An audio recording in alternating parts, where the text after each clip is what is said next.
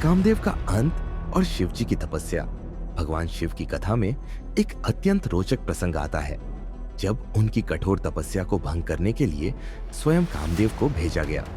ये घटना वाल्मीकि रामायण और अन्य पौराणिक ग्रंथों में वर्णित है। शिव जी की गहरी तपस्या, माता सती के देह त्याग के बाद भगवान शिव अत्यंत दुखी हो गए थे।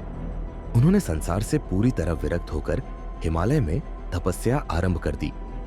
देवताओं को भय था कि शिव जी बिना विवाह किए रहेंगे और बिना उनके संतान के तारकासुर जैसे असुरों का अंत असंभव होगा।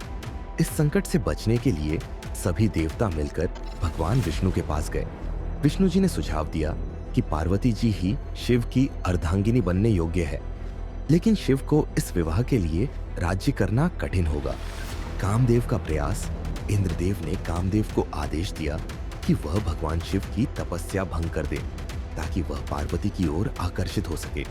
कामदेव अपनी पत्नी रति और वसंत ऋतु के साथ कैलाश पर्वत पहुंचे। चारों ओर सुंदर पुष्प खिले थे, मंद मंद पवन बह रही थी और वातावरण में मोहक सुगंध फैली थी। कामदेव ने अपने पुष्प बाण को उठाया और भगवान शिव पर चला दिया।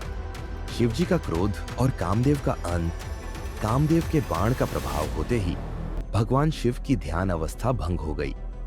उन्होंने जब अपनी आंखें खोली तो उन्हें अपने तप में बाधा डालने का कारण समझते देर न लगी।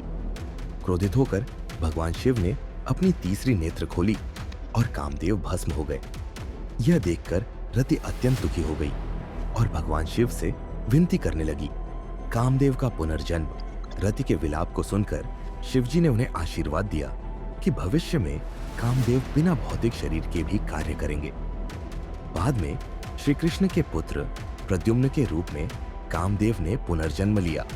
इस कथा का संदेश, भगवान शिव का यह प्रसंग हमें यह सिखाता है कि जब व्यक्ति गहन तपस्या और आत्मनियंत्रण में लीन होता है तो किसी भी भौतिक आकर्षण का उस पर प्रभाव नहीं पड़ता। साथ ही ये कथा प्रेम, त्याग और पुनर्जन्म के रहस्यों को भी दर्शाती है।